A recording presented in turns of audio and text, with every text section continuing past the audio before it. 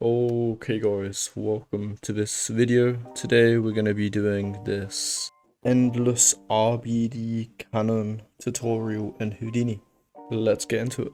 Okay, so what you're going to want to start off by doing is dropping down a Geo node, diving in, dropping down a tube, set the radius to 1 and 1, tick on end caps, copy the height parameter, and paste the relative reference into center Y, and then divide that by 2/2.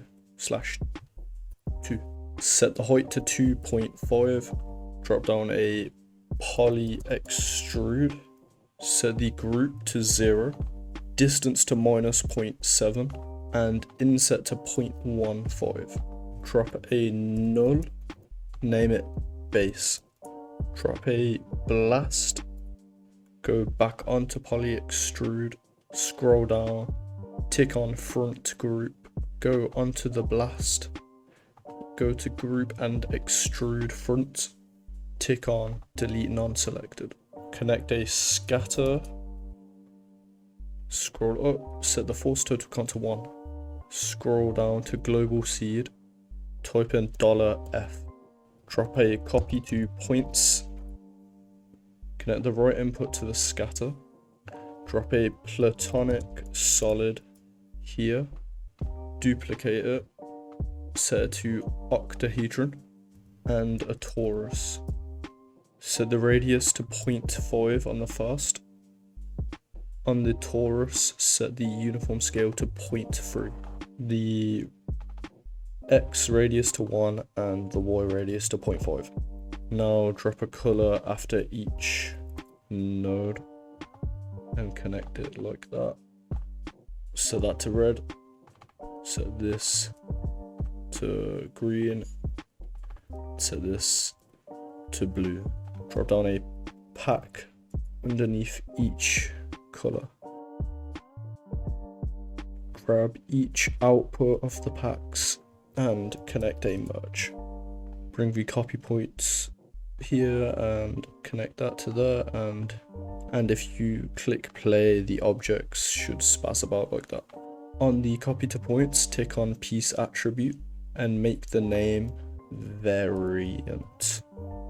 Underneath the scatter, drop a point dive in, zoom in, frame, drop a random, then connect a fit and set the destination max to 3. Connect a floor, connect a float to integer, connect a bind export, set the name to variant. Come out of this view, connect a dot network, dive in, and drop down an RBD packed object. Drop down a rigid body solver, connect the RBD like that. After the rigid body solver, drop down a gravity, connect the gravity to the output. On the second input of the rigid body solver, drop down a pop source, set the emission type to all geometry, and set the geometry to source to first context geometry. And if you click play, you should have something like that.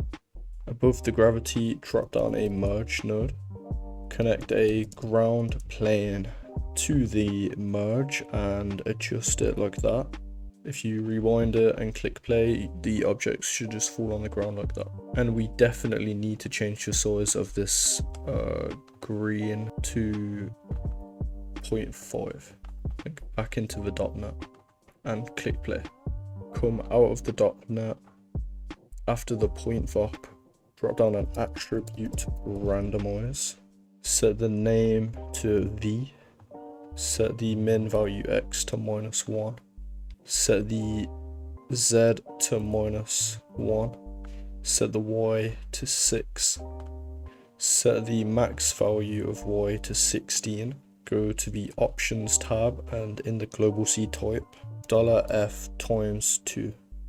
And now drop down a geo here, drop down an object merge, and bring in your null on geo 1, which is the base, and come out and then click play. Make sure the .NET is visible, then come out, then click play. And you should have something like that.